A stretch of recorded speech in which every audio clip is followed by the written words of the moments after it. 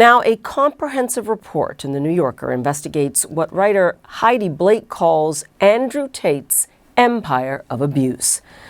Blake plumbed through reams of private messages and sealed court records detailing violent and disturbing allegations. Now, before I'm joined by Heidi, a warning: this conversation will contain descriptions of sexual violence which may be difficult to hear. Heidi Blake, I want to welcome you to the program. Thanks for being here. Thank you so much for having me.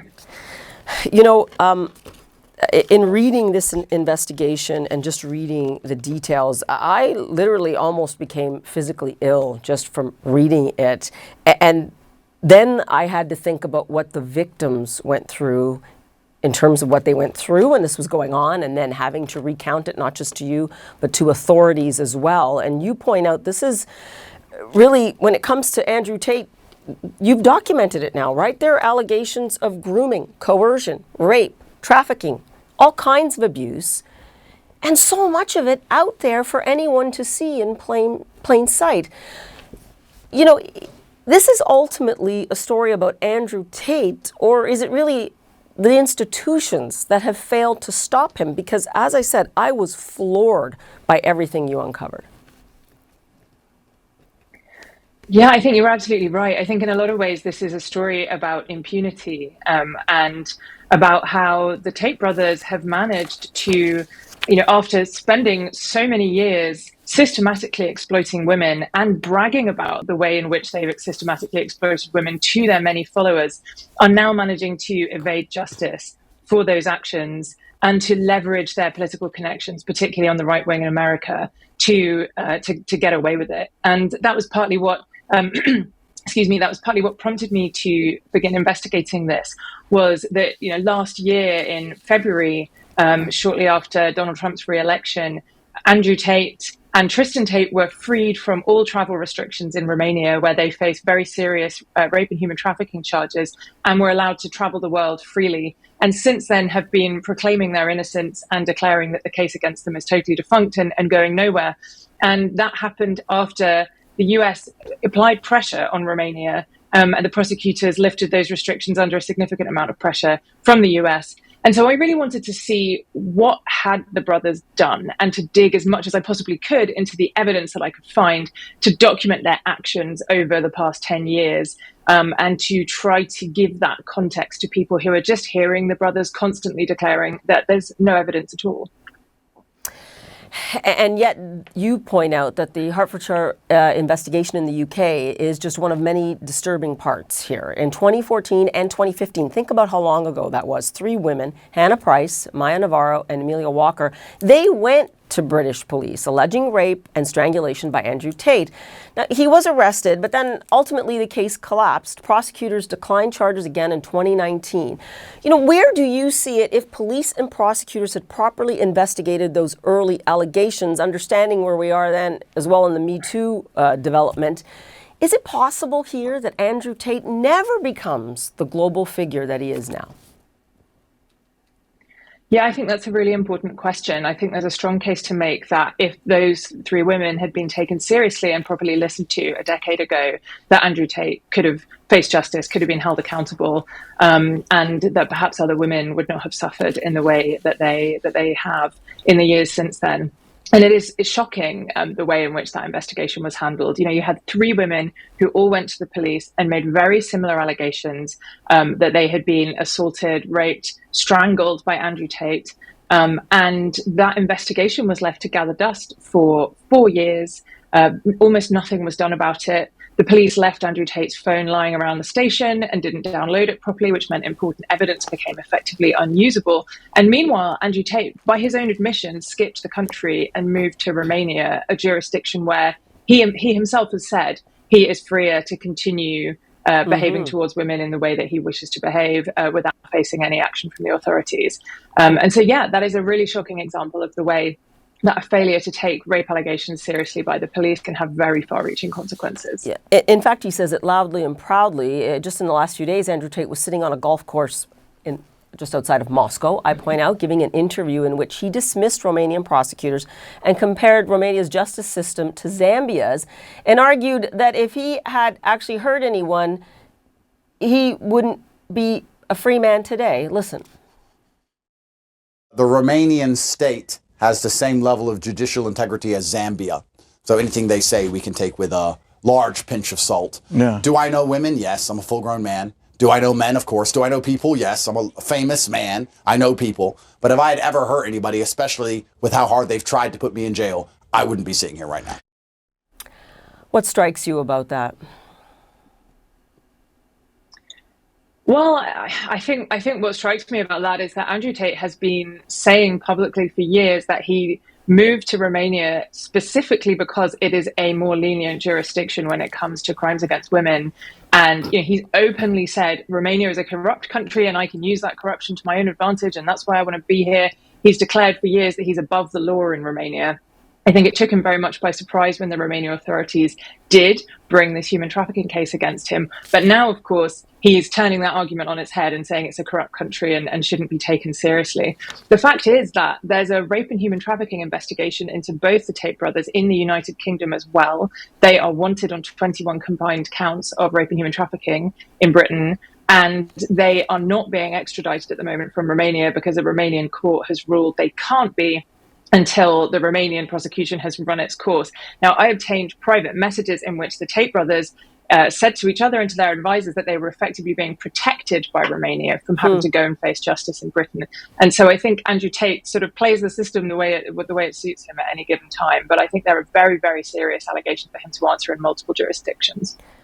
What you're saying, though, is so shocking because despite all the documented evidence, the investigations, and you say there are still these allegations out there, these investigations out there, he's still broadcasting. We just saw him, right? He's still traveling. He's still growing his audience. And I want to point out, he is still making money from the likes of Apple and YouTube. You know, what does that tell you about power and impunity online here?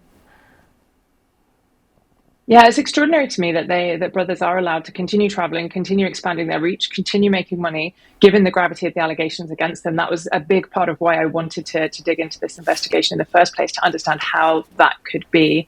I think they have very assiduously courted a number of powerful allies on the right, in particular Elon Musk, who is someone who has come out and declared the case against them bogus and said that they're the targets of some sort of liberal smear campaign to distract from actual sex trafficking. And there are other major allies as well. Donald Trump Jr. is another person, Candace Owens, Tucker Carlson. All of these very prominent figures on the right in America have come out to defend the brothers and to defend their right to continue broadcasting and saying whatever they like. But when I met Andrew Tate at a cigar lounge in Bucharest this spring, he said to me something which has become quite a familiar argument of his, which is, if I'm a human trafficker, show me a victim. Why are there no victims speaking out? Well, I went out and spoke to more than a dozen women who, say that who are alleged victims of the Tate brothers. I gathered accounts from many more victims in the form of witness statements and other documentation. There are a lot of women who feel that they were very seriously victimized by these two men, and they kind of come up with any number of different arguments to try to bat those charges away. But the fact remains, the evidence against them is voluminous, and they have a lot to answer for. So Heidi, you just mentioned you did sit down with him. I mean, why did you decide to sit down with him, and what most surprised you about your encounter? Well, I thought it was really important to try to understand Andrew Tate and Tristan Tate, his brother, and understand where they're coming from and their psychology, and also to give them a fair chance to genuinely tell me their side of this. I really wanted to hear them out, and I spent a huge amount of time with Tristan in particular, who did give me a lot of his time, both on the phone and in person, and about an hour with Andrew talking to him about all of this. And what really struck me in the meeting with Andrew was that he lied very brazenly about the nature of his webcam operation. Not only did he tell me that he's not a misogynist and has never said anything that designed to denigrate women, which is plainly untrue if you look at his many online pronouncements over many years. He also said to me that his webcam business had been closed for 10 years at the point that he was raided by Romanian police, which is demonstrably totally untrue. That's actually, before it even was established. He's saying it was closed before it even began. So, I was struck that he could look me straight in the eye and tell me these barefaced lies. And yet, and I think you see that happening, in the interview clip that you just played.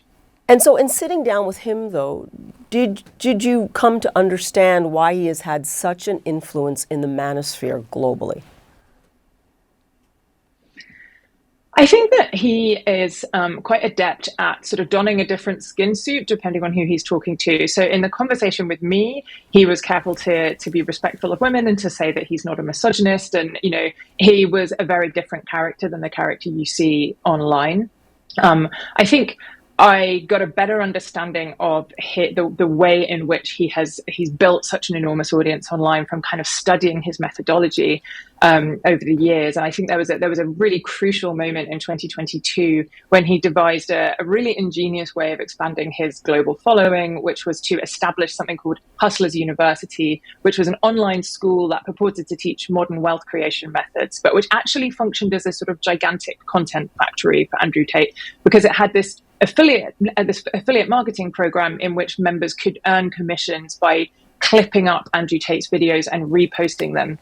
And so suddenly he had thousands and thousands of fan accounts churning out his content day in, day out, and pumping it into algorithms that are primed to amplify misogynistic and extreme ideas. And so that summer of 2022, Andrew Tate's content exploded. It was viewed more than 12 billion times on TikTok alone that summer. And he just became this global force. And that happened to coincide pretty closely with the human trafficking investigation. He was arrested at the end of that year. Right.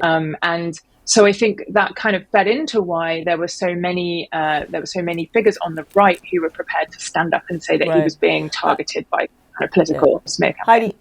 Heidi, we only have about a minute left, and in that time, could you really put the focus for us on the women, the victims that you have met, because they have been harassed, threatened, discredited? Do they have a hope that the Tates will finally be accountable? Well, I think there are a lot of women who showed an extraordinary amount of courage in trying to bring Andrew and Tristan Tate's actions to the attention of the authorities. There are a group of 4 women in the United Kingdom who are bringing a civil case against Andrew Tate for rape and sexual assault. And they have been a real driving force in holding the authorities here to account and making sure that this investigation stays on the agenda. There are also women who have very bravely testified to the Romanian authorities and are strongly continuing to seek justice there. And I think it's so important that those women's voices are heard. There are a community of women in multiple different countries describing an extremely similar pattern of conduct, grooming, coercion, extremely similar sexual assaults on the part of Andrew and Tristan Tate. And I think their voices need to be heard. You certainly have distilled their suffering, quite frankly, in a very disturbing way, which brings a whole new light to this case. Heidi Blake, we want to thank you for joining the program. Thank you so much for having me.